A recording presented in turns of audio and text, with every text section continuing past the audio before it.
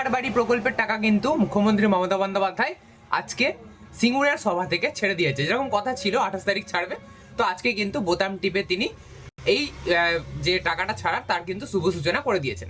এবারে একটা প্রশ্ন আসবে যে এই টাকাটা আপনাদের ব্যাংক অ্যাকাউন্টে কখন ঢুকবে, কারণ আপনারা দেখবেন এখনো পর্যন্ত টাকা ছেড়ে দিয়েছে বলা হচ্ছে, কিন্তু আপনারা এখনো ব্যাংকে পাননি।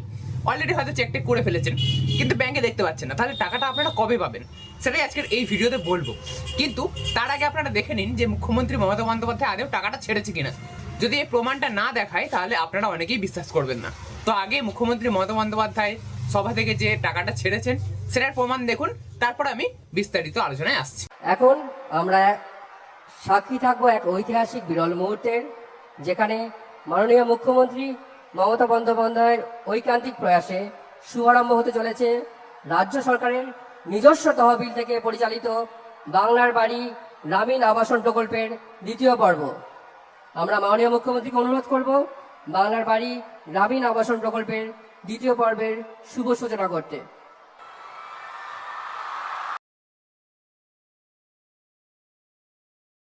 আপনারা লাইভ প্রমাণ স্বরূপ দেখতে পেলেন যে মুখ্যমন্ত্রী মমতা বন্দ্যোপাধ্যায় বাংলার বাড়ি প্রকল্পের টাকা ছেড়ে দিয়েছেন। 20 লক্ষ উপভোক্তা কিন্তু এই টাকাটি পেয়ে যাবেন। এবারে কবে পাবেন? এখন যদি আপনারা ব্যাংক চেক করেন তাহলে 10%, মানে 100 জনের মধ্যে 10 জন মানুষ হয়তো দেখতে পাবে যে হ্যাঁ তারা তাদের ব্যাংক অ্যাকাউন্টে টাকা পেয়েছে। এবারে বাকিরা কখন পাবে? দেখুন, রাজ্য সরকারের যতগুলি প্রকল্প রয়েছে না, সে কৃষক বন্ধু বলুন বা ট্যাবের টাকা বলুন বা এই বাংলার বাড়ির টাকা, আপনারা বলতে পারেন এই সমস্ত প্রকল্পের ক্ষেত্রে কি হয়, আমরা দেখেছি যে রাজ্য সরকার টাকা ছাড়ার পরে 2 থেকে 3 দিন মোটামুটি লেগে যায় আপনাদের ব্যাংক অ্যাকাউন্টে টাকা ঢুকতে।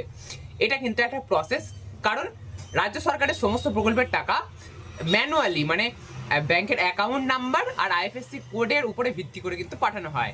আর কেন্দ্র সরকারের টাকা ডিবিটির মাধ্যমে কিন্তু ডাইরেক্ট দিয়ে দেওয়া হয়। সেই জন্য দেখা যায় যে কেন্দ্র সরকারের যদি কোনো টাকা ছাড়ে তাহলে সেই টাকাটা দিনের দিনই ঢুকে যায়, কিন্তু রাজ্য সরকারের টাকার ক্ষেত্রে কিন্তু সেরকম হয় না, কারণ এখানে ব্যাংকের অ্যাকাউন্ট, আইএফএসসি কোড, এই সমস্ত ডিটেলস ব্যবহার করে কিন্তু টাকা পাঠানো হয়। তাই সেক্ষেত্রে কিন্তু 2-3 দিন সময় লাগতে পারে আপনাদের ব্যাংক অ্যাকাউন্টে টাকাটা ঢোকার এই বাংলার বাড়ির। ঠিক আছে, তাদের চিন্তা করার কোনো দরকার নেই। ফাইনাল লিস্টে যদি আপনাদের নাম থাকে তাহলে আপনারা টাকাটা পাবেনই পাবেন, আজ নয় কাল। এবারে ম্যাক্সিমাম কতটা সময় লাগতে পারে? ম্যাক্সিমাম 1 সপ্তাহ সময় লাগতে পারে। 1 সপ্তাহের মধ্যে কিন্তু, আজ থেকে 1 সপ্তাহের মধ্যে কিন্তু আপনাদের ব্যাংক অ্যাকাউন্টে বাংলার বাড়ি প্রকল্পের টাকা ঢুকে যাবে।